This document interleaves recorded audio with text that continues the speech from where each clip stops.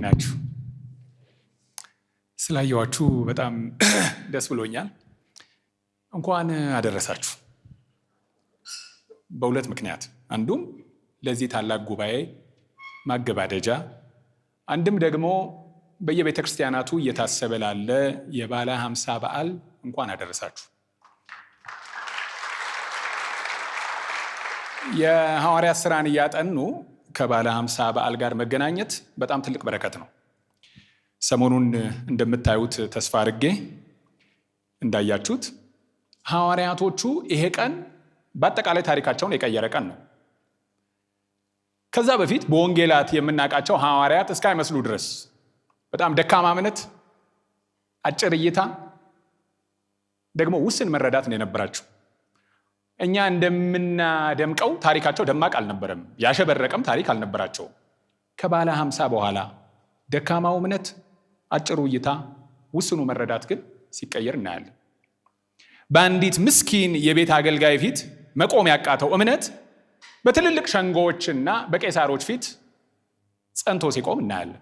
ደግሞ አጭር እይታና ውስን መረዳት ያስባለኛ አይነት ከመካከላችን ማን ነው ታላቅ፣ በቀኝህና በግራህ ማን ይሁን እያለ የምትለምኑትን አታቁም የተባሉ፣ በመገለጥም ተራራ ከጌታ ኢየሱስ ጋር ሌሎቹን ዳሶች ሊጥሉ ብለው የሚናገሩትንም የሚጠይቁትንም ማያውቁ ሰዎች በኋላ ላይ እስከ ዛሬ ድረስ ተንትነን ማንጨርሰውን መልእክቶች ያፈለቁ ሰዎች ሆነዋል።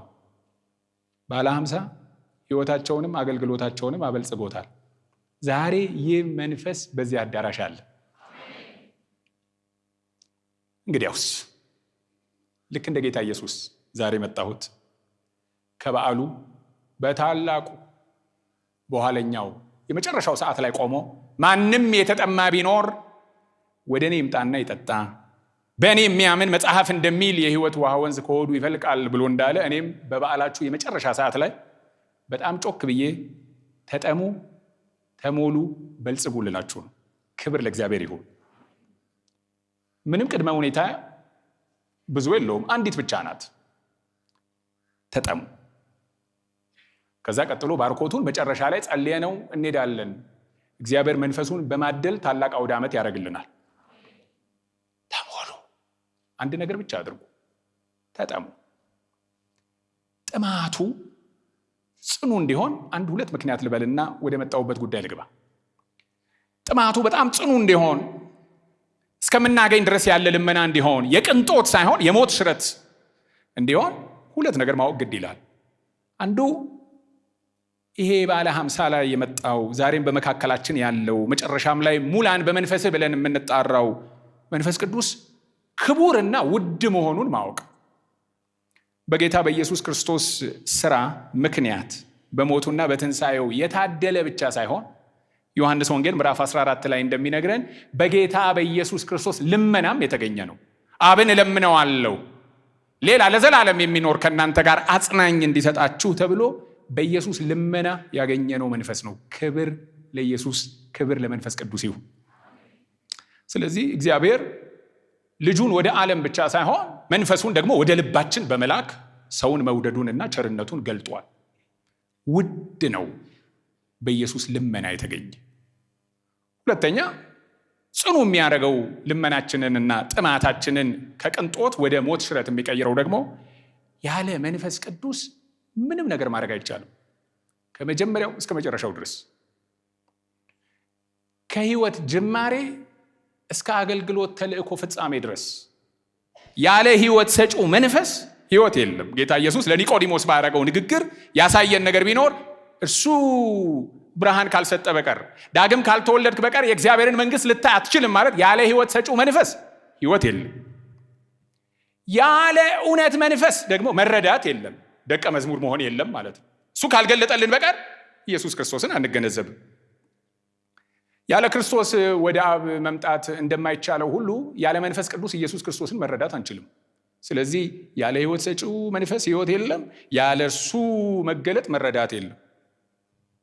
ያለ ሕይወት ለዋጩ መንፈስም ለውጥ የለም። በሌላ አነጋገር ጌታን መምሰል የለም። የደቀ መዝሙርነታችን ግብ እሱ ስለሆነ ያለ መንፈስ ፍሬ ኢየሱስ ክርስቶስን መምሰል የለም። ያለ መንፈስ አንድነት አሁን የተካፈልነው ፌሎሺፕ የለም፣ የቅዱሳን ህብረት የለም። የመንፈሱን አንድነት ጠብቆ የተባለው ለዚህ ነው። ያለ መንፈስ ቅዱስ የትንሣኤው ምስክር መሆንም አይቻልም። ሰሞኑን የመጡት ወንድሞቼ የተልእኮ ትውልድ ናችሁ እንደሚሉ እርግጠኛ ነኝ። ለዛ ግን እንድንበቃ የትንሣኤው ምስክር እንድንሆን የትንሣኤው ኃይል ያስፈልገናል። ያለ እርሱ ኃይል ምስክር መሆን አይቻልም። በሌላ አነጋገር ያለ መንፈስ ቅዱስ መንፈሳዊነት የለም። መንፈሳዊነት ማለት መንፈስ ቅዱሳዊነት ነው ማለት ነው። ያለዛ ማሰብ ያለ እግር ለመሄድ፣ ያለ አይን ለማየት፣ ያለ ጆሮ ለመስማት እና ያለ መተንፈስ ለመኖር እንደማሰብ ያህል። ክብር ለመንፈስ ቅዱስ ይሁን። ኃይሉም ያሻናል። የሞት ሽረት ልመና ነው ያልኩት ዛሬ መጨረሻ ላይ ለተልኳችንም ለመደበኛ ኑሯችን። የአንድ ወዳጄን ጽሑፍ ሰሞኑን ሳነብ ነበር፣ ልቤን በጣም ነካኝ። ምን ይላል? ህይወት እኮ ይላል፣ ከተልእኮ በፊት ወጣት ስለሆናችሁ ይህም መባል ስላለበት ነው። ህይወት በጣም በብዙ ውጣ ውረድ የተሞላ ስለሆነ ኃይል ጨራሽ ነው ይላል። እውነት ነው፣ እያየነው አለን። ኃይል ይጨርሳል። የእግዚአብሔር ሰዎች ይደክማሉ፣ ይታክታሉ። ትንቢተ ኢሳይያስ ምዕራፍ 40 ላይ መንገዱ ሲጠፋባቸው ሲታክቱ ይታያል። ጎበዛዝቶች ብላቴኖች ማይደክሙ የሚመስሉ እንኳን ይታክታሉ፣ ይደክማሉ ይልና እንግዲያውስ ኃይል ጨራሽ በሆነ ህይወት ውስጥ ምንድነው ዋስትና? ዛሬ ተጠምቀን የምንወጣው ምንድነው ሲባል እግዚአብሔር ለህዝቡ ብርታታቸው ነው ይላል። የገርማችሁ መዝሙር 28 ቁጥር 8 ላይ አዲሱ መደበኛ ትርጉም እንደሱ ይላል፣ የድሮ እግዚአብሔር ለህዝቡ ኃይላቸው ነው ብሎ ይላል። የእግዚአብሔር ህዝብ ከሌላው የሚለየው በሚደርስበት ነገር ሳይሆን ባለው ብርቱ ረዳት ነው። ያ መንፈስ ቅዱስ ይባላል። ምንድን ነው ሲባል እግዚአብሔር ለህዝቡ ብርታታቸው ነው። ታዲያ ይሄ ብርታት ይዘነው የምንሄደው ሳይሆን የምንካፈለው ነው። በሌላ አነጋገር ከእርሱ ጋር በመሆን የምንካፈለው ነው እንጂ ወስደን የራሳችን የምናደርገው አይደለም። በዚህ ምክንያት ትንቢተ ኢሳይያስ ምዕራፍ 40 ብላቴኖች እንኳን ይደክማሉ፣ ይታክታሉ ይልና እግዚአብሔርን የሚጠባበቁ ግን በዚህ ጉባኤ መሪ ቃል እግዚአብሔርን ተስፋ የሚያደርጉ ኃይላቸውን ያድሳሉ ብሎ ይላል። አማኝ ቅጽል ስሙ ታዳሽ ኃይል ይባላል። ስለዚህ ዛሬ መጨረሻ ላይ ለፕሮጀክት ሳይሆን ለአማኝ የሚውል ቃል ስለሆነ እግዚአብሔር ኃይላችንን ያድሰዋል። ለህይወትም ለመደበኛ ነገር ያስፈልጋል። ይሄ ኃይል ለህይወት ብቻ ሳይሆን ለተልእኮም ቤተክርስቲያን መድረክም ላይ ስላለው ለቤተ ክርስቲያንም ሐዋርያቱን ያበለጸገ ብቻ ሳይሆን የወንጌል ተልእኮን በስፍራ በሙሉ ማንም እንዳይቋቋመው ያደረገ ነው። ዛሬ ጠዋት እንደምታነሱት እርግጠኛ ነኝ አንስታችሁት እንደነበር። የገሃነም ደጆች አይቋቋሟትም የተባለው ቤተክርስቲያን በዚህ ኃይል ምክንያት ነው። ቤተክርስቲያን ሰዎችን ነፃ የምታወጣው በድርድር አይደለም። ከግዞት በኃይል ነፃ የምታወጣ ወራሪ ናት።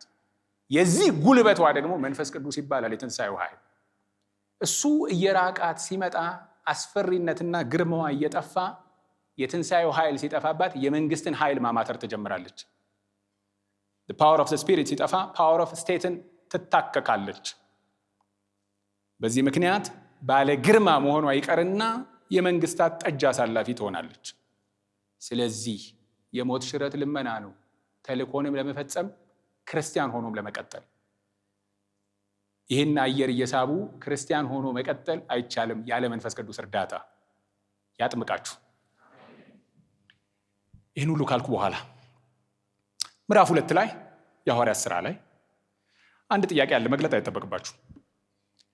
በዓለ ሃምሳ ላይ ያ ትዕይንት ሲካሄድ ድንገት የመንፈስ ቅዱስ ጉብኝትና ታላቅ የሐዋርያቶቹ ፍንደቃ እና ፍርሃታቸው ሲሰባበር ሲያዩ እንጃ ምን ይሆን የሚል አንድ ጥያቄ ጠየቁ የተመለከቱ ሰዎች። ቀጥሎ ግን አንድ ጥርጣሬያቸውንም አብረው ጠቆሙ። ሞቅ ብሏቸው ይሆን? ሰክረው ይሆን ሚል። ይህን ጥያቄ ጴጥሮስ ለመመለስ ቆሞ የተናገረው ነገር አለ። ሐዋርያት ሥራ ላይ ስለሰነበታችሁ ግን እኔ እሱ ላይ አልቆይም። ትንሽ ፋታ እንድትወስዱ ይህን ጥያቄ ሐዋርያው ጳውሎስ በሚገርም ምክንያቶች ምላሽ ይሰጥበታል። ኤፌሶን ምዕራፍ 5 እሱን ነው የምናየው። ሰክረው ይሆን እንዴ ብሎ ሲጠየቅ አዎም አይደለምም ነው መልሱ። ሰክረው ይሆን እንዲህ ያስባላቸው ያዩአቸው ሰዎች ድንቅ ታላቅ የእግዚአብሔርን ተአምራትና ድንቅ እያወሩ በመንፈስ ሲፈነድቁ ሲያዩአቸውና ፍርሃታቸው ሲሰበር ከስካር ጋር ስለሚመሳሰል ሰክረው ይሆን ወይ ብለው ጠይቀዋል። በስካርና በሙላት መካከል ያለውን ምስስሎችና ልዩነቶችን ግን ጊዜ ወስዶ ኤፌሶን ምዕራፍ 5 ላይ ሐዋርያው ቅዱስ ጳውሎስ ያለውን ልላችሁ ነው በፊታችሁ የቆምኩት።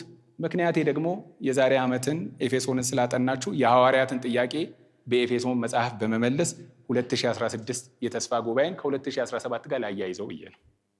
ለሚቀጥለው ዓመትም እንድትመጡ ቀብድ እንዲሆን ኤፌሶን ምዕራፍ 5 ሐዋርያ ጳውሎስ ነውም አይደለምም። ይህን የምልበት ምክንያት ከዚህ አዳራሽ ስንወጣ ሙላን ብለን ስንል ቅድም በጣም አንገብጋቢ ጥያቄ ነው፣ የሞት ሽረት ነው። ሙላን ብለን ስንል ደግሞ ምንድን ነው ለመሆኑ መሞላት? ምልክቱስ ምንድን ነው? ሙላን ስንልስ ምን እያልናለን? ከጎደልን ምን እናጣለን? ስንሞላ ምን እናተርፋለን? ሙላን ምን ማለት ነው? ኤፌሶን ምዕራፍ 5 እንግዲህ እንደ ጥበበኞች እንጂ ጥበብ እንደሌላቸው ሳይሆን እንዴት እንድትመላለሱ በጥንቃቄ ተጠበቁ። ቀኖቹ ክፉዎች ናቸውና ዘመኑን ዋጁ። ስለዚህ የጌታ ፈቃድ ምን እንደሆነ አስተውሉ እንጂ ሞኞች አትሁኑ። መንፈስ ይሙላባችሁ እንጂ በወይን ጠጅ አትስከሩ፣ ይህ ማባከን ነውና። ቶሎ ብሎ የማይታየውን አንድ ነገር ልበልና ወደሚታዩት ንግግሮች ልዝለቅ። አንዱ የማይታየው የመጽሐፍ ቅዱስ መምህራንም ማብራሪያ የሚጽፉልንና ሊያግዙን የሚሞክሩት አንዳንድ ነገሮች በእኛ ትርጉም ላይ ቶሎ ማናገኛቸው ነገሮች አሉ። ለምሳሌ ይሙላባችሁ ብሎ ሐዋርያው ጳውሎስ ሲናገር የተናገረው በትእዛዝ ቃል ነው ይሉናል። እዚህ ጋር ቶሎ አይታየን። በትእዛዝ ቃል ማለት ይህ ነገር ይሙላባችሁ ብሎ ትንሽ ምክረ ሐሳብ ሳይሆን ትእዛዝ ነው። አንድ ሁለተኛ ይሙላባችሁ ብሎ ሲል በቀጣይ ጊዜ ድርጊት ነው የተገለጠው። የፕሬዘንት ኮንቲኒዩስ ቴንስ ነው።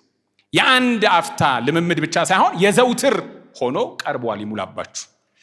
ዲኤል ሙዲ የሚባል ሰው በመንፈስ ተሞሉ እያለ ሲናገር እንዴ አንተ ተሞልተህ የለው ሁል ጊዜ ለምንድን ነው እንደዚህ የምትለው ብለው ሲሉት አይ ሊክ አረጋለሁ አለ፣ አንጠባጥባለሁ አለ። ስለምናንጠባጥብ ዘውትር መሞላት አለብን። ሶስተኛው ይሄው ንግግር ውስጥ በፓሲቭ ሙድ ነው የተገለጠው ብለው ይላሉ። በሌላ አነጋገር ድርጊት ተቀባዮች ነን እንጂ ሙሉ አልተባልንም። ይሄ ደግሞ ትልቅ ደስ የሚል የምስራች ነው። ተሞሉ ነው ያለን። ሞያችን ሌላ ነው። የኛ ድርሻ ግን አለ። እናንተ ፈጽማችሁታል። አንዱን ማለት ነው። ደግሞ ሌላውንም አምናችኋለሁ። ለምሳሌ ተሞላ ማለት ልክ ድሮ አሁን እንኳን ቀርቷል። ልብስ ልገዛልህ ስለሆነ ሂድና ተለካ ይላል ቤተሰብ። መሄድ የኛ ድርሻ ነው። መጨረሻ ላይ ግን ሚለካን ልብስ ሰፊው ነው። ልክ እንደዚሁ የኛ የሚባል አለ። መንፈስ ቅዱስ ደግሞ በእኛ የሚያደርገው ነገር አለ። መቅረብ ይኖርብናል።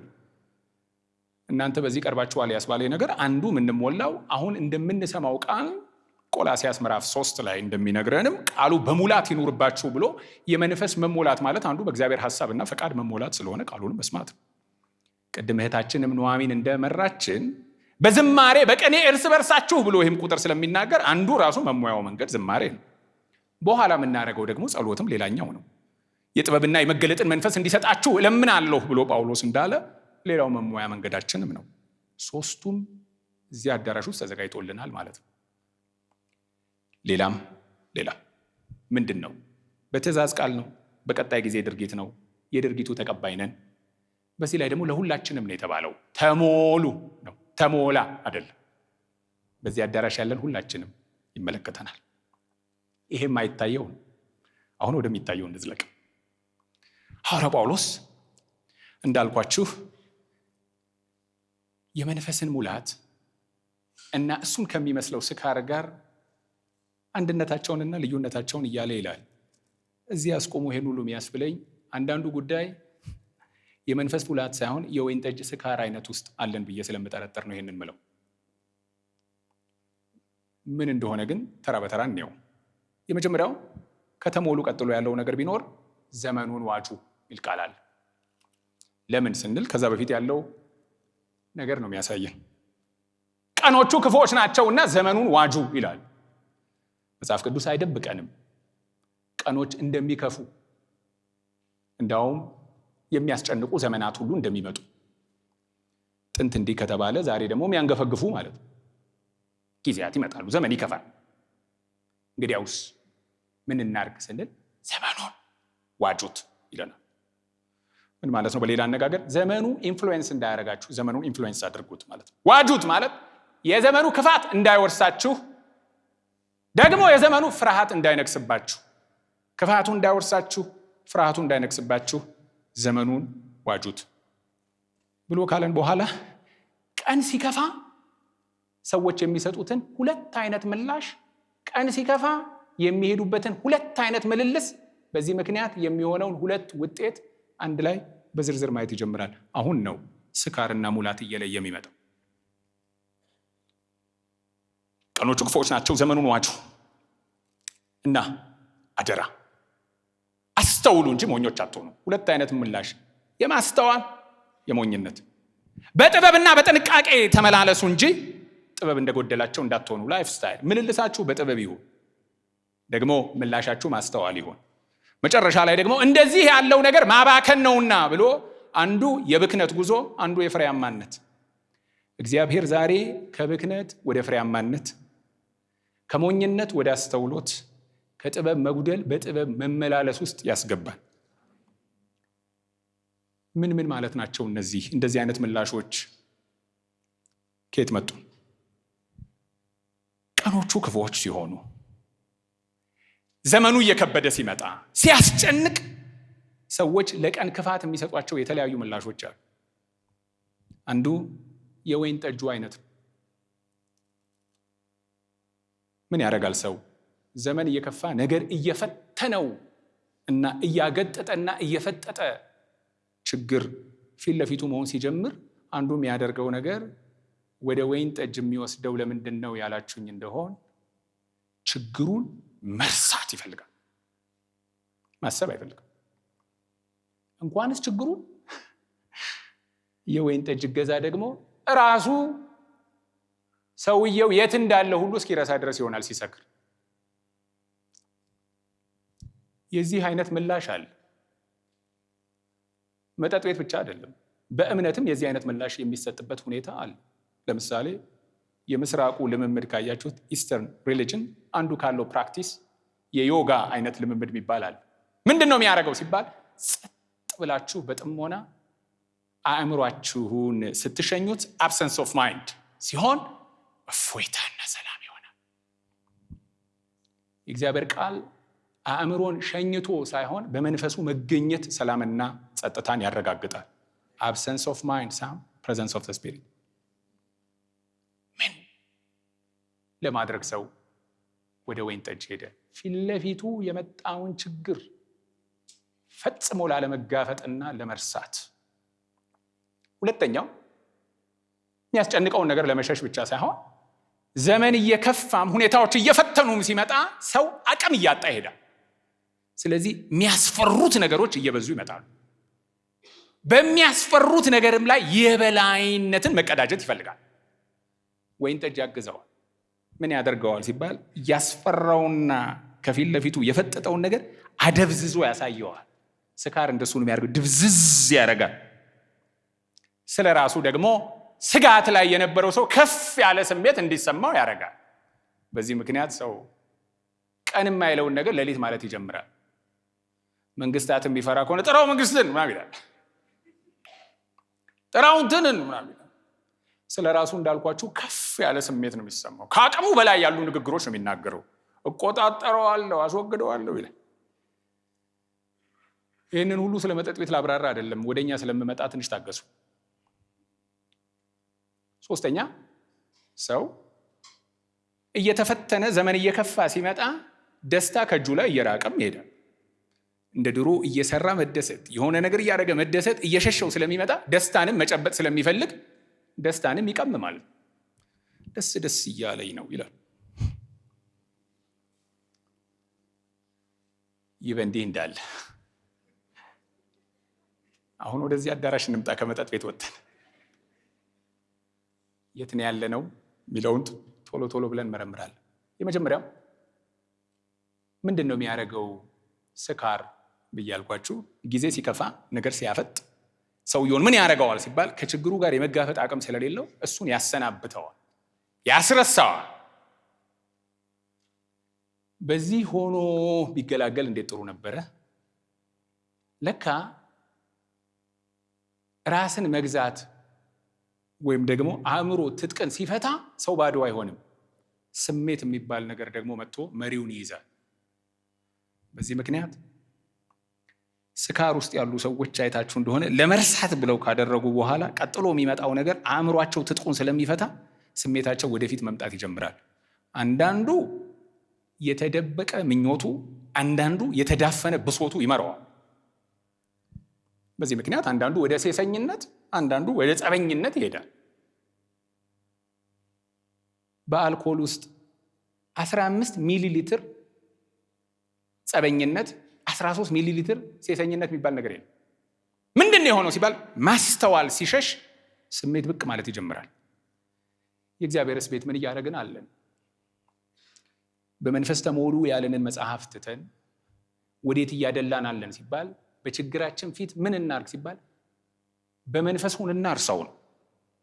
ይኸው ማስተዋል ሊሸሽ ነው። በመንፈስ ሁንና ሁኔታዎቹንና ሌሎቹን ነገሮች እርሳቸው በማለታችን ምክንያት ማስተዋል እየሸሸ ስሜት መሪውን እየያዘ ወደ ትልልቅ ብክነቶች እየመራን አለን። ማባከን ነው የተባለው ችግሩን ሊሸሽ የሄደው ሰውዬ መጨረሻ ላይ የማይፈልገው ነገር ውስጥ ገብቶ ብዙ ነገር አዋልዶ ስለሚወጣ።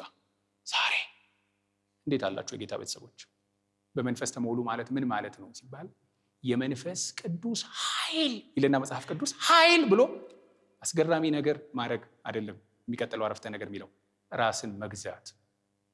በኃይል ምን ያደርጋል ሲባል ዘና ፈታ ሳይሆን ያዝ ገዛ ያደርገናል። ክብር ለመንፈስ ቅዱስ ይሁን። በልቦቻችን ላይ ማስተዋል ሲሸሽ ስሜት እየነገሰ እነ መጎምጀትም ይሁን እነ መበሳጨት እንዳይመሩ። በዚህ ይመስለኛል ቅዱስ መጽሐፍ ሰዎች ማስተዋል እየሸሻቸው ሲመጣ ሆዳቸው አምላካቸው ነው ብሎ ይላል። የሚያስወጣቸውና የሚያስገባቸው ስሜታቸው መሆን ጀምሯል ማለት ነው። ሆድ ከዚህ ከወገብ በላይና ከደረት በታች ያለን የሰውነት ክፍል ለማመልከት ሳይሆን የሁሉ ጥማት፣ የሁሉ ረሃብ መመንጫ ነው። የዝና ጥማት፣ የክብር ጥማት፣ የንዋይ ጥማት የሚነዳቸው መሆን ይጀምራሉ። እግዚኦ ነው። ስለዚህ ማቴሪያሉ አይደለም ትልቁ ጉዳይ፣ ኢፌክቱ ነው። እዚሁ አዳራሽ ውስጥ ብርጭቆ ሳናንኳኳ እየቀመቀመናለን ማለት ነው። ወጣቶች ስለሆናችሁ ነው የምለው። ምንና የዝና ጥማት፣ ክብር ጥማት፣ የሌሎቹ ጥማት መንፈስ ቅዱስ ምን ያደርገናል? በፍላጎቶቻችን፣ በምኞቶቻችን፣ በመሻቶቻችን ላይ የበላይ ያደርገናል። መንፈስ ቅዱስ ሲመጣ የእግዚአብሔር መንፈስ የኃይል መንፈስና ራስን የመግዛት መንፈስ። ለዚህ ጥሩ ምሳሌ የሚሆን በምሳሌ ነገር ማየት ጥሩ ስለሆነ ከሆነ ጊዜ በፊት የተናገረም አንድ የእግዚአብሔር ሰው ትዝ ስላለኝ በዚህ ጉዳይ ላይ ሕዝቅኤል ምዕራፍ 47ን ብቻ እናውጣና ወደ ሁለተኛው ነጥብ ልሂድ። ሕዝቅኤል ምዕራፍ 47 ጥሩ ስዕል ይሰጠናል። ይሄ በአዲስ ኪዳናትም መንፈስ ቅዱስ በውሃ እንደተመሰለው ሁሉ ሕዝቅኤል አንድ ራእይ ያያል እና የዚህን ውሃ ሽግግር ያነሳል። እንዳልኳችሁ የእግዚአብሔር መንፈስ ራስን የመግዛት መንፈስ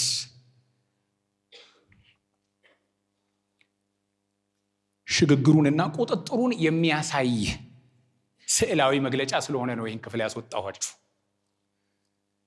አልኮል ይሁን መንፈስ፣ ዋናው ቁም ነገሩ በጣም ብዙ መንፈስ እንደ ንብረት መያዝ አይደለም። ምንድን ነው የሚያስፈልገው የተባለ እንደሆን ሰው እንዲሰክር ካያችሁት አንዳንዱ በ2 መለኪያም ይሆናል ቢሰክረው፣ አንዳንዱ በ30። ጉዳዩ ባስገባው መጠን ሳይሆን ያ ነገር በሱ ላይ ባለው ቁጥጥር መጠን። ስለዚህ በመንፈስ ቁጥጥር ስር መዋል ማለት ራስን በመግዛትና በእግዚአብሔር ፈቃድ መወረስ ነው ብለን ካልን እኛ ብዙ እንድንይዝ ሳይሆን እሱ ብዙ እንዲይዘን ማለት ነው።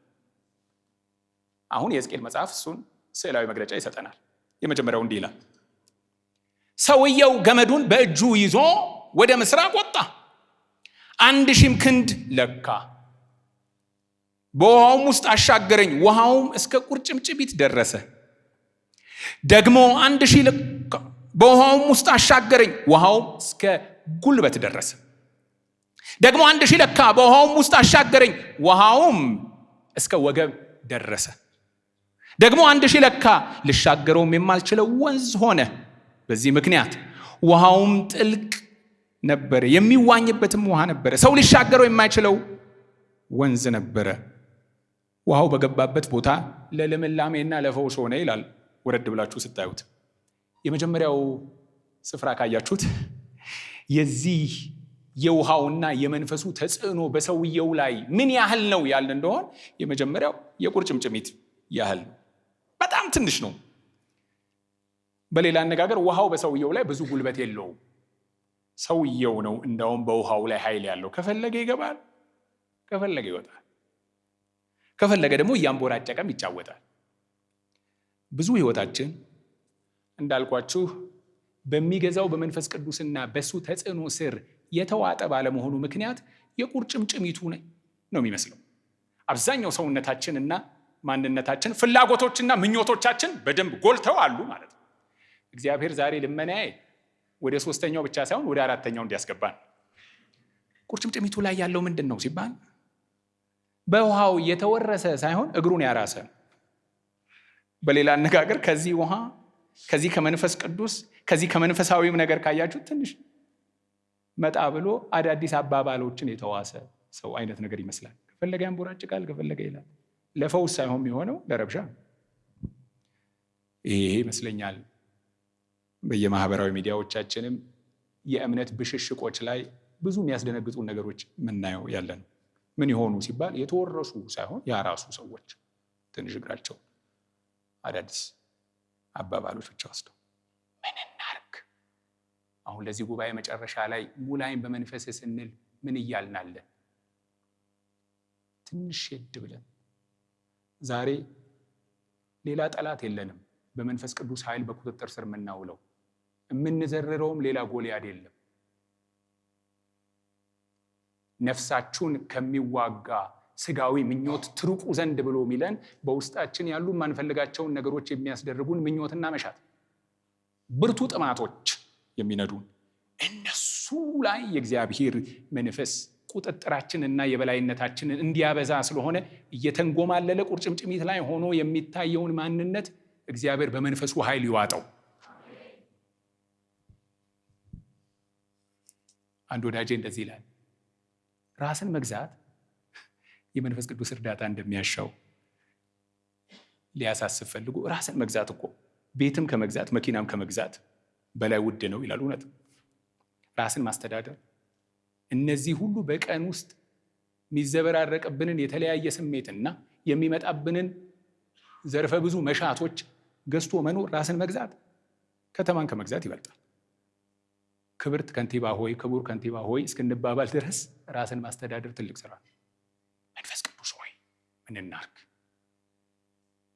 ይህንን የሚንጎማለለውን ሰውዬ ትንሽ ገፋ ስታደርጉት ሁለተኛው ስቴፕ የት ሄደ ይላል? ጉልበት ጋር ደረሰ። የተሻለ ቦታ ነው። ያዝ ገዛ ሰከን ሰብሰብ እያደረገ መጣ። ምኞቴና ጸሎቴ ግን 3ኛውና 4ኛው ወገቡ ጋር ደረሰ ይላል። ወገብ የኃይል ተምሳሌት። ሰው ወገቡ ሲያዝ ፓራላይዝድ ሆነ ይባላል። ጉልበቱ ተያዘ ይባላል። መሄድ አቃተው ይባላል። በጣም ብዙ መንፈስ ቅዱስ በቁጥጥር ስር ሊያውለው የሚገባ ብዙ ኃይሎች አሉ።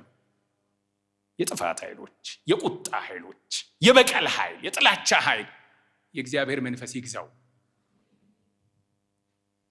ወገቡ ላይ ሲሆን ቁጭ አለ። ምን ሆነ ሲባል ተረታ፣ ተሸነፈ። ይሄ ሰው ነው።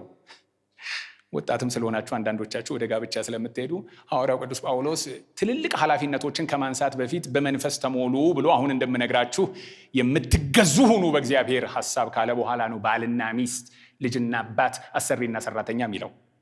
በመንፈስ ያልተገዛ ሰው ለባሉ ሊገዛ ለሚስቱ ሊገዛ አይችልም። ልጆችም እንዲሁ አሰሪና ሰራተኛ። በመንፈስ ያልተሸነፈ ሰው ለሰው ሊሸነፍ አይችልም። በመንፈስ ያልተረታ ሰው በሌላ ሰው ይረታ። ስለዚህ መንፈስ ካልሰበረን ያገኘነውን ስለምንሰብር ቀድሞ ሐዋርያው ጳውሎስ የሚቀጥሉትን ተልእኮች ከመናገሩ በፊት መንፈስ ይሙላባችሁ ብሏል። ምን እናስታውስ? በመንፈስ መሞላት ስንል በጌታ መረታትና ቁጥጥር። የመጨረሻው በጣም ደስ ይላል። እንደ ወንዝ ሆነ ማለት ሰውየው ሙሉ ለሙሉ ጠፋ ማለት ነው።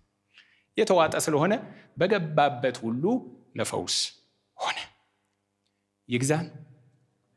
መጨረሻ ላይ ስንጸልይ ና ስንል ልንገላገለውና ልንድነው ከማንችለው ከራሳችን ያለ መንፈስ ቅዱስ እርዳታ መትረፍ ስለማንችል ግዛኝ፣ ውረሰኝ፣ ሐሳብህ ይውረሰኝ፣ ፈቃድህ ይውረሰኝ ብለን እንጮኻለን። ወደ ሁለተኛው ነጥቤ ግን ቶሎ ልሂድ። ሁለተኛው ምንድን ነው? በወይን ጠጅ ቅድም በሰጠኋችሁ ምሳሌ ለሰዎች ለጊዜያዊ እፎይታነት የሚሰጠው ይሄንን እንዳይሆን ግን በመንፈስ ተሞሉ የተባልነው ሁለተኛው ተምሳሌትስ ቅድም ያልኳችሁን ነው። መድገም የሚያስፈልገኝ አይመስለኝም። ምን ያደርጋል ሲባል ቀኖቹ እየከፉ ሲመጡ ሰዎች ደግሞ በፍርሃት ውስጥ ስለሚወድቁ የሚያስደነግጣቸው ነገር ስለሚበዛ አቅምም ስለሚያጡ ያለውን እውነታ አደባዘው ማየት ይፈልጋሉ። ያጡትን ድፍረት ደግሞ ማግኘት ይፈልጋሉ። በዚህ ምክንያት አንዳንዱ ሰው ነገሩን አደባዞ ማየቱ ብቻ ሳይሆን ያጣውን ድፍረቱን ለማግኘት አንዲትም ልጅ ሊጠይቅ ከፈለገ ከፈራ፣ ወይ ደግሞ የሆነ ለቅሶ ቤት ሊደርስ ከፈለገ ማልቀስም ካልቻለ አንድ ሁለት ልበል ይላል፣ ድፍረት እንዲያገኝ ማለት። እኛ በተቃራኒው እውነታን አደባዞ በማሳየትና ስለ ራስ ከፍ ያለ ግምት በመስጠት አይደለም መንፈስ ቅዱስ በችግሮቻችን ላይ የበላይ የሚያደርገን፣ በማፋዘዝ ሳይሆን በመግለጥ። ምን ያደርጋል ሙላኝ ስንለው ምን እያልናለን ሲባል መንፈስ ቅዱስ ይመጣና እውነታን እያደባዘዘ ስለ ራስ ያለ ከፍ ያለ ግምት ውስጥ ገብተን ማድረግ የማንችለውን ትልልቅ ነገር እየፎከርን ግን መራመድ የሚያቀተን አይነት ሰዎች እንዳንሆን ማለት። አንዳንዱ ሰው ግጥሞቹ ከሆነ እኔ መጠጥ ቤት ሄጄ ስለማቅ ነው ይህን ሁሉ ብለው ምን ይላል? አምጣው የፈለገውን ነገር ማለት አረገዋለሁ ይላል፣ እሰራዋለሁ ነው ይላል፣ እነደዋለሁ ይላል መኪናውን። መጨረሻ ላይ ተራመድ ስትሉት ሁለቱም መንገድ እኮ መሄድ አይችልም። ትልልቅ ቃላት ተግባር ግን ትንሽ። ለከተማይቱ መጣሁላት እንደምንለው ማለት ነው። እንትን ለምትባለው ታሪክ ቀያሪ ልንራመድ ስንል ሁለት ቀጥ ያለ እርምጃ እንኳን። አሁን ወደ መንፈሱ እንሄድ። መንፈስ ቅዱስ ለመሆኑ ምንድን ነው የሚያደርገው? ስለ ራስ የተጋነነ ስሜት ሳይሆን ስለ ራስ ትክክለኛ መረዳት ይሰጠንና እግዚአብሔርን ወደ ህይወታችን ያቀርበዋል። አንድ አሁን ግን የምፈልገው ሁለተኛው ነጥብ ሁኔታዎችን አደባዞ በማሳየት ሳይሆን ሁኔታዎቹ ላይ ብርሃን በመላክና ሙሉ ስዕሉን በማሳየት መታመናችንን ይጨምረው። ድፍረትስ ከዚህ አሁን ከምላቸው ነጥቦች እንቅዳ። ዝም ብሎ ለራስ ባለ በተጋነነ ስሜት ወይም እችለዋለሁ በሚል ፉከራ ሳይሆን ልክ ዮሐንስ በነ ሄሮድስ ፊት እንደሆነው አይነት። ስፐርጀን የሚባል ሰው የዮሐንስን በሄሮድስ ፊት ያሳየውን ጥንካሬ ሲያስብ ምን አለ? በመጥምቁ ዮሐንስ መቃብር ላይ ሐውልቱ ላይ ጥቅስ የመጻፍ እድል ቢኖረ ኖሮ እኛ ብዙ ጊዜ የምንለውን ሩጫዬን ጨርሻለሁ ሳይሆን ሄሮድስ ይፈራው ነበረ የሚለውን ነው መጻፍ እንፈልገዋል። በመንፈስ ቅዱስ በልጽጎ እነ ሄሮድስ ይፈሩት የነበረው አይነት ህይወት ምን አይነቱ ነው ያልን እንደሆን መንፈስ ቅዱስ ምንድን ነው የሚያደርገው በቅዱሳኑ ህይወት?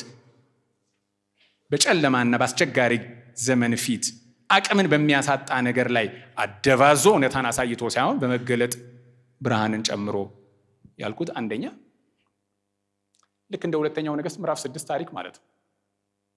የመጣብን ነገር ብርሃን ሲያበራበት ሐዋርያቶቹ ከባለ 50 በኋላ ጠባብ መረዳት የነበራቸው ቅድም እንዳልኳችሁ መረዳታቸው እንዴት እንደሰፋ ቢግ ፒክቸር ማየት ጀመሩ።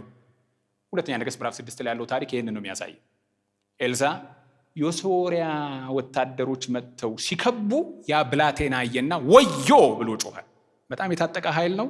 በቁጣ መጥቶ ከቦታል። ዝም በል ሶርያ የሚባል የለም አላለው። ምንም እኮ አልታጠቀም አላለ። አንድ ነገር ብቻ ለመነ። አይኖቹን ክፈትለት ሲል ከታጠቀው ሰራዊት ውጪ በኤልሳ ዙሪያ የሰፈሩ የእሳት ሰረገሎች አየ። ማለት ሙሉ ስዕል ማየት ጀመረ። እግዚአብሔር እናንተና ቤታችሁን በዚህ መንፈስ ይሙላው። የምናየው ችግር የመጨረሻ እውነታ አይደለም። በዚህ ምክንያትም ነው ሙሴ ያንን አቅም ያገኘው በፈርዖን ፊት። ልቀቅ ሕዝቤን የምትሉት አይደለም ፈርዖን። ሙሴ እንዳይወለድ እንኳን ብርቱ አዋጆች እያወጣ ነብሰ ገዳይ ነው። ያንን የእሳት ቁጥቋጦ ትዕይንት ሲያይ የነገስታት ንጉሱን ዙፋን ሲያይ ይሄ የመጨረሻው ዙፋን እንዳልሆነ ተረዳ። ይሄ ማለት ነው ትልቁ ስዕል ማለት። መንፈስ ቅዱስ ሲመጣ ችግርን እያደባዘዘ ሳይሆን እላዩ ላይ እያበራ ሙሉ ምስል ማሳየት ይጀምራል። የቅዱሳን አቅም ከዚህ ነው የሚመነጭ፣ የሰካራሞቹ አይነት ሳይሆን። ምን አረገ? አየው። ኤልያስም በዚህ ድፍረት ነው አክዓብ ፊት በፊቱ የቆምኩት ሕያው እግዚአብሔርን ያለው። አንተ ሳትሆን የመጨረሻው ንጉሥ በፊቱ የቆምኩት ሕያው እግዚአብሔርን ማለት ቻለ። ትልቅ ምስል አየ። ምን ያደርግልናል? ይመጣና አብርቶ በሪያሊቲ ብቻ ሳይሆን በትሩዝ መኖር እንድንጀምር፣ በእውነታ ብቻ ሳይሆን በእውነት መኖር እንድንጀምር ሙሉ ስዕል ያሳየን። እንማጸነዋለን ዛሬ። ሁለተኛ ምን ያደርጋል ሲባል ብርሃኑን አምጥቶ ሲለቅ በስፋት ነገሮችን ማየት ብቻ ሳይሆን በርዝመትም ማየት እንጀምራለን። ወይም ደግሞ እንደ መኪና ረጅም ማብራት እንጀምራለን። ሐዋርያ ጳውሎስ እንደሱ ነበር። ለጊዜው ያለው ይልና በእኛ ሊገለጥ ካለው ክብር ጋር ሲመዛዘን የዚህ ዘመን አሁን የቀኖቹ ክፋት ምንም እንዳይደለን እናውቃለን ብሎ ይላል። የቀኑን ክፋት ክዶ ሳይሆን በዛኛው ብርሃን ፊት ስናየው ምንም እንዳይደለን እናውቃለን። የአሁንና የሚመጣ የሚባል ነገር እንድናይ ረጅም እናበራለን። እግዚአብሔር ይህንን መገለጥ ወደ ህይወታችሁ ያምጣ።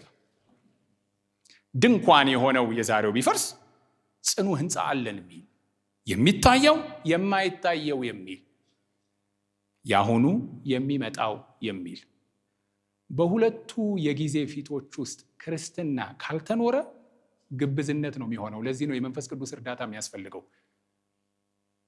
ለእኔና ለዛሬ ማለት ዓለማዊነት ስለሆነ ለእግዚአብሔርና ለዘላለም የሚለውን እይታ ለማየት የመንፈስ ቅዱስ እርዳታ ያሻል።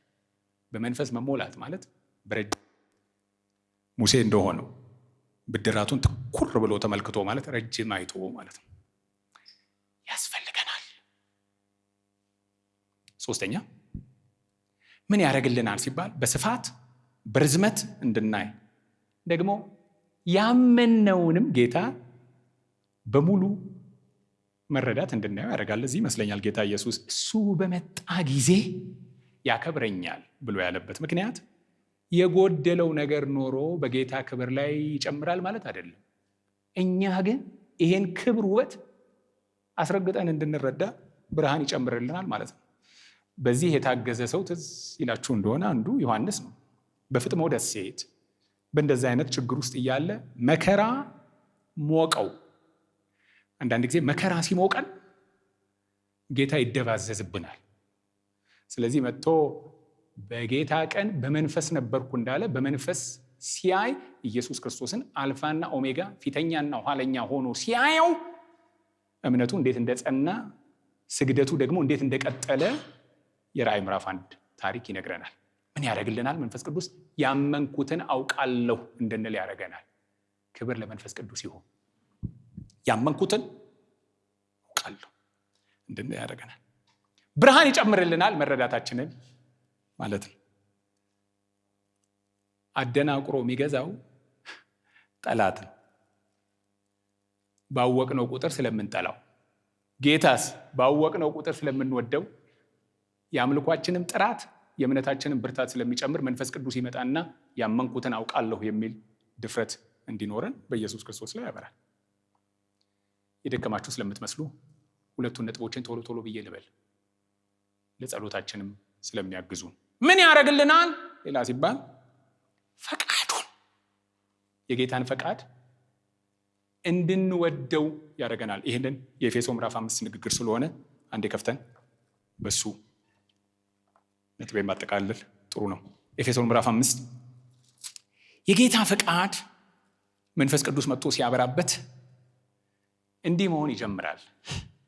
አስተውሉ እንጂ ሞኞች አትሆኑ ብዬ መግቢያ ላይ ስላልኩ በዚች ሁለተኛው ነጥቤን በቋጭ ጥሩ ነው። ቁጥር 17 ስለዚህ የጌታ ፈቃድ ምን እንደሆነ አስተውሉ እንጂ ሞኞች አትሆኑ። ምን ያደርግልናል መንፈስ ቅዱስ ይባል? የጌታ ፈቃድን እንድናስተውል ማለት እንድናቀው ብቻ ማለት ሳይሆን የጌታ ፈቃድ በጎ፣ ደስ የሚያሰኝ ፍጹም መሆኑን እንድንረዳው ያደርገናል። ያለ መንፈስ ቅዱስ እርዳታ የጌታን ፈቃድ ይመስለናል እንጂ ብዙ አንወደው። ብዙ ጊዜ ሰው በተለይ በፊት አሁን እንጃ ብዙ እንደዛ ዘመን እየተጸለየ ያለ አይመስለኝም እንጂ ሊያገባ ሲል በተለይ በዋነኛነት የጌታ ፈቃድ ምን ይሆን እያለ ይላል። እንደሱ እያሰበ እየጸለየ ግን በጌታ ፈቃድ የሚወድና የሚጓጓ ሳይሆን የሚፈራ ሆኖ ነው ቢጠይቀው ራሱ ምናልባት በዊልቸር ላይ ያለ ሰው አግባ ይለኝ ይሆን ይላል። የጌታ ፈቃድ ማለት ደባሪ፣ ቀንበር፣ ዋጋ አስከፋይ ሆኖ ነው የሚቀርበው። አንዱ እሱ ሞኞች አትሁኑ የሚለን ብዙ ጊዜ ለጌታ ፈቃድ ያለን እይታ ይሄኛው ስለሆነ ነው አደራ እያለ የሚለን። ሁለተኛው ደግሞ ምን አይነት ነው ስንል የጌታን ፈቃድ የምንወድ የሚመስለን ጉዞ ውስጥ ቀስ ብላችሁ ለማየት ከሞከራችሁ ማንን ላግባ፣ የት ሀገር ልኑር፣ የቱን ስራ ልስራ እያልን ስንጠይቅ የጌታን ፈቃድ ሽተናት በጎና ደስ የምታሳይ ፍጹም መሆኗን አውቀን ናፍቀናት ሳይሆን በጣም ብዙ ጊዜ እንዳንከስር ነው የምንጠይቀው። ለዚህ አንድ ወዳጄ ምን ይላል፣ ብዙ ጊዜ እኮ የጌታን ፈቃድ ለማወቅ ስንሽከረከር ከአንዱ ጸሎት ወደ ሌላኛው ጸሎት ወደ ሶስተኛው ጸሎት ስንሄድ እንደ ኦፒኒየን ሰርቬይ ነው አለ። ምን ይሆን በዛ ውስጥ ያለውን በዚህ ሁሉ ጸሎቶች ውስጥ ግን አብርታችሁበት ካያችሁት ላለመክሰር ነው እንጂ ፈቃዱን ውደድ። መንፈስ ቅዱስ ምን ያደርግልናል ሲባል የእግዚአብሔር ፈቃድ በጎና ደስ የሚያሰኝ መሆኑን ፈትናችሁ ታውቁ ዘንድ በአእምሯችሁ መታደስ ተለወጡ ይልና አእምሯችንን ሪኒውድ አድርጎት በጎ ደስ የሚያሰኝ ፍጹም እና ምን ወደው መሆን ይጀምራል። ልክ ጌታ ኢየሱስ የአባቴን ፈቃድ ማድረግ መብሌ ነው እንዳለ አልናፈቃችሁ? መሻታችሁ ሲሆን የሚያቁነጠንጠንና የሚያቻኩለን ነገር ፈቃዱን መፈጸም ሲሆን ለእናንተ ካልሆነ እኔን ባርኩኝ መጨረሻ ላይ ፈቃዱን በማወቅ እግዚአብሔር ይባርክ ብላችሁ የከሰረ የሰውና የአጋንንትን ፈቃድ የራስንም ፈቃድ ከማስፈጸም ይልቅ ይህ ክቡር የሆነውን የእግዚአብሔርን ፈቃድ እንድናስተውል እንድናገኘው ያደርጋል መንፈስ ቅዱስ። ስለዚህ ምን እናድርግ ዛሬ? ሁለት ነገር ብዬ ልደምድም፣ ወደ ጸሎታችንም በዛው እንሄዳለን። የመጀመሪያው አሁንም የማጸናችሁ መንፈስን አታዳፍኑ። ቅዱስ መጽሐፍ አንዱ የሚለው ይሄን በተመለከተ ይህ ራሳችሁን እንድትገዙ አጠቃላይ ነገርን እንድትረዱ ሕይወታችሁንም አገልግሎታችሁንም ሊያበለጽግ ያለው የጌታን መንፈስ እና ስራውን አታዳፍኑ ይልና ኤፌሶን ምዕራፍ 4 ደግሞ ለቤዛ ቀን ቅዱሱን መንፈስ ምን አትበሉ፣ አታሳዝኑ፣ አታዳፍኑ፣ አታሳዝኑ። ሌላ ሶስተኛው የመጨረሻው የጸሎት መንደርደሪያችን በዚህ መንፈስ ዘውትር የምትቃጠሉ ሁኑ ይለው። አታሳዝኑንና አታዳፍኑን ግን የወጣትም ጉባኤ ስለሆነ በምታስታውሱት ነገር ማለት ግን አስፈላጊ ነው። ቅርብ ጊዜ አንድ መጽሐፍ አነብ ነበረ። ከኢትዮጵያ ውጭ ያለ ጸሐፊን የጻፈው መንፈስ ቅዱስን በሚመለከት የጻፈው እና ምን ይላል? መንፈስ ቅዱስ ይላል፣ አሁን ነቅታችሁ ስሙ፣ ፐርሰን ነው ማለት። በሌላ አነጋገር ኃይል አይደለም፣ ኢምፐርሰናል ፎርስ አይደለም፣ ልክ እንደ ነዳጅ ነገር አይደለም ተሞሉ ብሎ ሲለን፣ ወይ ደግሞ ልክ እንደ ኤሌክትሪክ ቻርጅ የምናደርገው ነገር አይደለም። ፐርሰን ከሆነ ምን ማለት ነው በፐርሰን መሞላት ይላል። ለአታዳፍኑና ለአታሳዘኑ ስለሚረዳ ነው ይሄን የምነግራችሁ። ምን ማለት ነው በፐርሰን መሞላት ሲባል ገጥሟችሁ ያውቅ ይሆን ብሎ አንዱ የሚሰጠው ምሳሌ ለወጣትነትም ቅርብ ነው ያልኩት፣ ፍቅር የያዛችሁ ጊዜ ይላል። በፐርሰን መሞላት ማለት የሆነ ሰው ስትወዱ የዛ ሰው ተጽዕኖ በጣም ነው የምትሞሉት። በዚህ ምክንያት የወደድናት ልጅ ካለች ወይም የወደድነው ልጅ ካለ የትኛውንም አስተያየታቸውን ሲሪየስሊ ነው የምንወስደው። ቀይ ሹራብ ያምርብሃል ካለችኝ ቀይ ኮፍያ ሁሉ ብጨምርበት ነው ደስ የሚለኝ። አታዳፍኑትም። ኖት ብትይዙ ሁሉ ደስ ይላችኋል ሲሪየስሊ ብትወስዱ። የመንፈስ ቅዱስንም ጉዳይ ልክ እንደዚህ ይላል። አታዳፍኑ ማለት መንፈስ አሁን ዛሬ በቃሉ የጠቆማችሁ ምን ማድረግ እንዳለባችሁ ባሳሰባችሁ ጉዳይ ላይ ቸል እንዳትሉ። በዚህ ምክንያት ቅዱስ መጽሐፍ እንደዚህ ይላል፣ ከእርሱ ጋር ተስማማ ሰላምም ይኑርህ፣ በዚያ በጎነትን ታገኛለህ ይላል። ቸል አለ ማለት እሱ ነው። እግዚአብሔር መናገር ስለማያቆም እኛ መስማማት አለማቆም። እስማማለሁ አለማዳፈን። ሁለተኛ አታሳዝኑ ብሎ ይለናል። ይህ ደግሞ የፍቅር ቋንቋ ነው። አታሳዝኑ ማለት አዳፍነን ጀርባ ሰጥተን መሄድ እንችላለን። ምክንያቱም ሰው ምርጫ፣ ፈቃድ ያለው ፍጥረት በመሆኑ ምክንያት ስለማይነጠቅ ያንንም መንፈስ ቅዱስ የተሻለውን ምክር ይላል እንጂ ሊዳፈንም ጀርባ ሊሰጥም ስለሚችል አታሳዝኑ ይላል። ይሄ ጸሐፊ ይህንን ማስታወስ ከፈለጋችሁ ይላል ልክ ቤተሰብን አስታውሱ ብሎ ይላል። ቅድም ፍቅረኛን ነው፣ አሁን ደግሞ ቤተሰብን አስታውሱ ይላል። ቤተሰብ ብዙ ጊዜ ለልጆቹ ግድ ስለሚለው የወደደ ምን ማድረግ እንዳለበት ለቲኔጀሮች ምክር በሚሰጣቸው ጊዜ የፈለኩትን ነገር አረጋለሁ ብለው ልክ እነሱን እና ጊዜያቸውን ስፖይል ለማድረግ የተደረገ በሚመስል ሁኔታ ሲሄዱ ወላጅ ብስጭት ሳይሆን የሚሰማው ሐዘን። ቅዱሱን መንፈስ አታሳዝኑ። የመጨረሻው አሁንም ወደ ጸሎቱ ሙላኝ በመንፈስ ብለን ምን እንደረደረው በመንፈስ ደግሞ የምትቃጠሉ ሁኑ ብሎ ስለሚል እርግጠኛ ሆኜ ነው የምነግራችሁ። መንፈስ ቅዱስ ማለት የእግዚአብሔር ሐሳብ ፈቃድና ዓላማ ነው ብዬ ቅድም በመወረስ ውስጥ በሕዝቅኤል 47 ውስጥ እንዳየነው ወደድንም ጠላንም የሰዎችን ፈቃድ የአጋንንቶችን ፈቃድ እየመከነ ይሄን ምድር የመንፈስ ቅዱስ ፈቃድ ይገዛዋል። ስለዚህ ተቀጣጠሉ ማለት በዚህ በሚገዛው በመንፈስ አሰራር ራሳችሁን አሰልፉ ማለት ነው። አሁን በአክብሮት ሁላችን በእግሮቻችን እንቆማለን።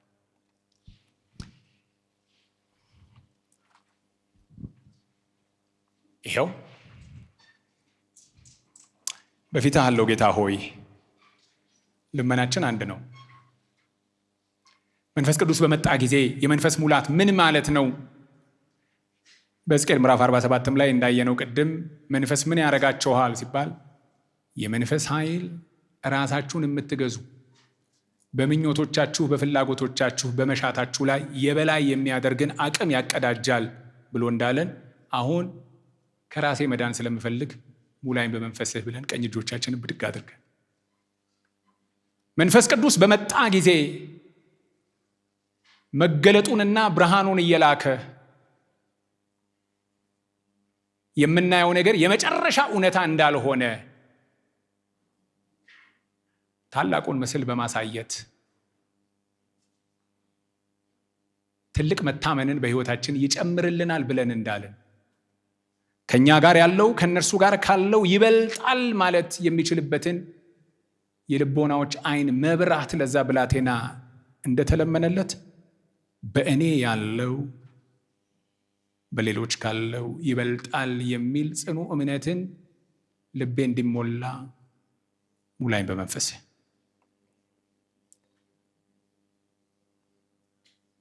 ደግሞ ያሁኑ የጊዜው እና የዘላለም ብለው እንዳዩ ረጅም አበርተው እንዳዩ ዛሬ ያለው በጊዜው የሚደርስብን ሊመጣ ካለው ሊገለጥ ካለው ክብር ጋር ሲመዛዘን ምንም እንዳይደለ እናውቃለን ብለው በችግር ላይ መራመድ የቻሉበትን አቅም የሰጠ የመንፈስ ቅዱስ ብርሃን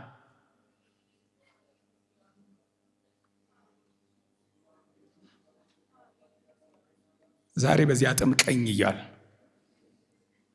በፍጥሞ ደሴት በዛ ሁሉ ትኩሳሱት ሆኖ እምነቱ እየከዳው ይንቀጠቀጥ የነበረውን ባሪያውን በተይ ጌታ ቀን በመንፈስ ነበርኩ ብሎ ፍሬሽ በሆነ መገለጥ እምነቱን እንዳጸና አምልኮውን እንዳስቀጠለለት ያመንኩትን አውቃለሁ የሚል ድፍረት እንዲናገር እንዳስቻለው በዚህ የሞቀኝ ባለ መከራ መካከል ቪዥ እንድትልብኝ ባደረገ ነገር መካከል ያመንኩትን አውቃለሁ ምልበት ፍሬሽ የሆነ መገለጥ እንዲመጣ መንፈስ ቅዱስ ያስበኝ።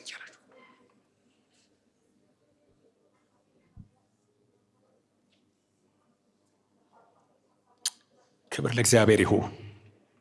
ክብር ለእግዚአብሔር ይሁን።